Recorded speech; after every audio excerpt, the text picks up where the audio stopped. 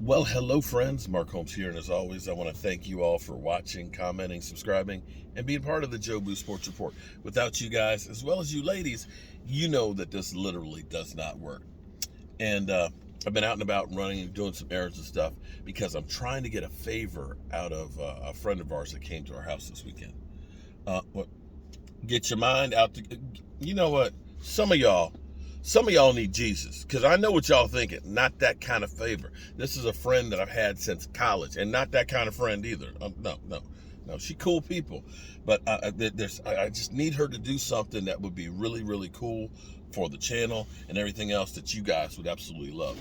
So when I got back from working down in the country yesterday, she's like, "Man, I want a steak. I want a steak." So I said, if I'm going to try and bribe somebody, I went to the butcher shop.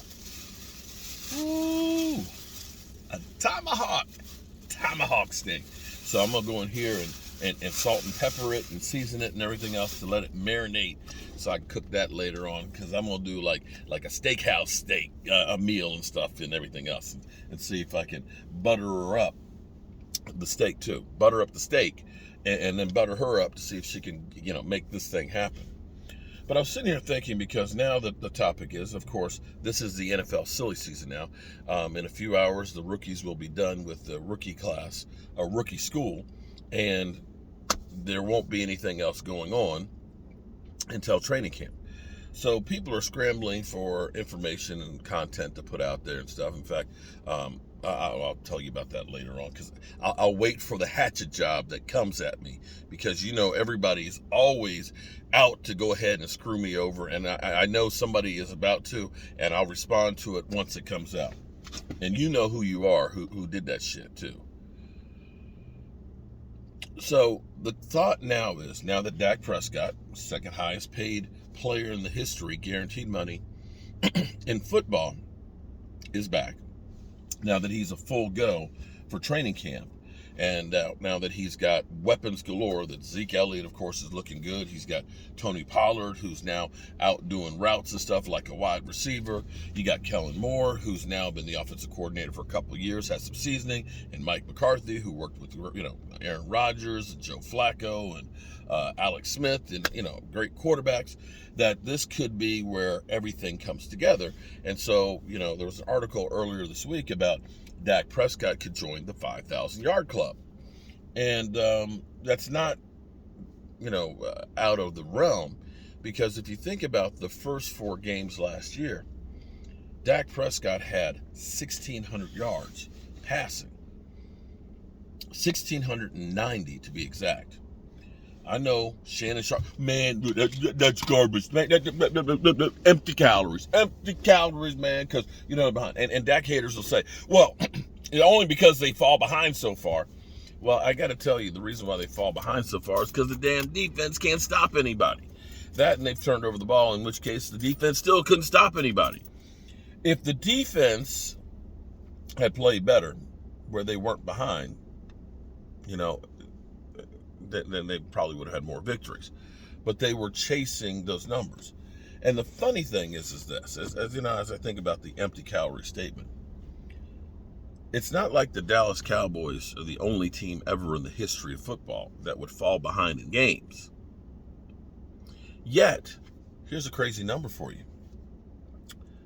Nobody in the history of football had ever had 1,600 yards or more in a 4-game stretch.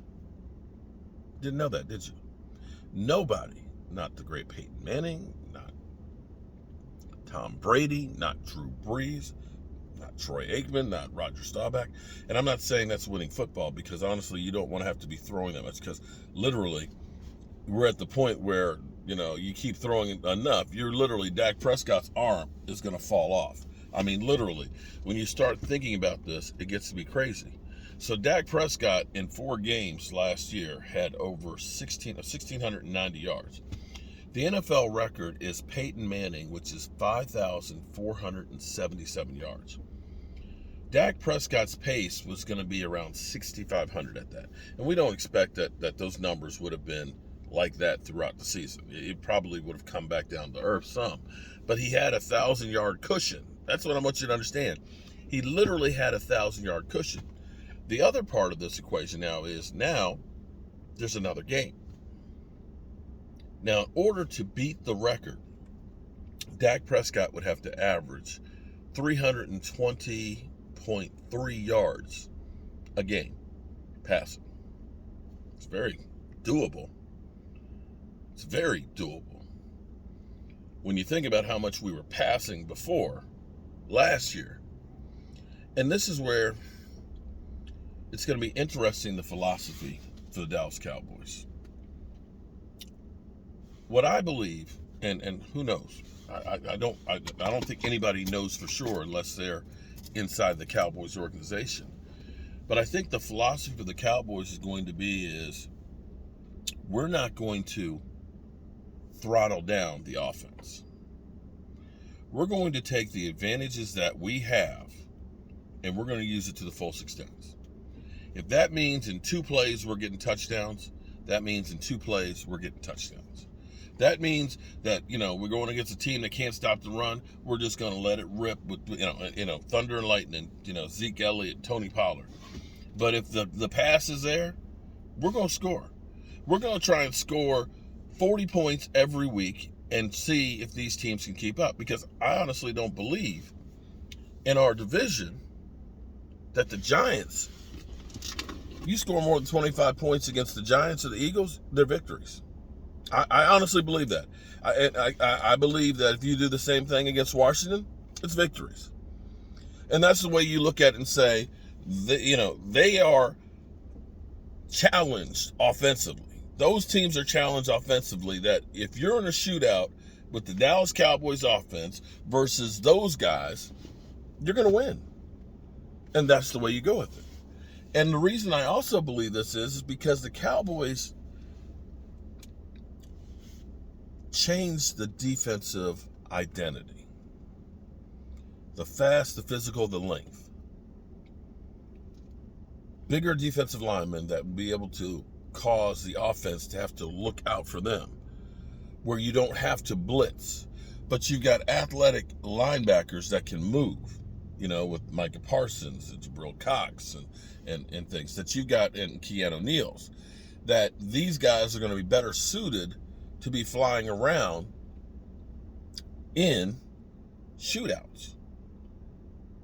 And that you have enough waves of guys, because I think this defense is going to be predicated on using not just the regular 11. I think they're going to be using about 20 guys on defense.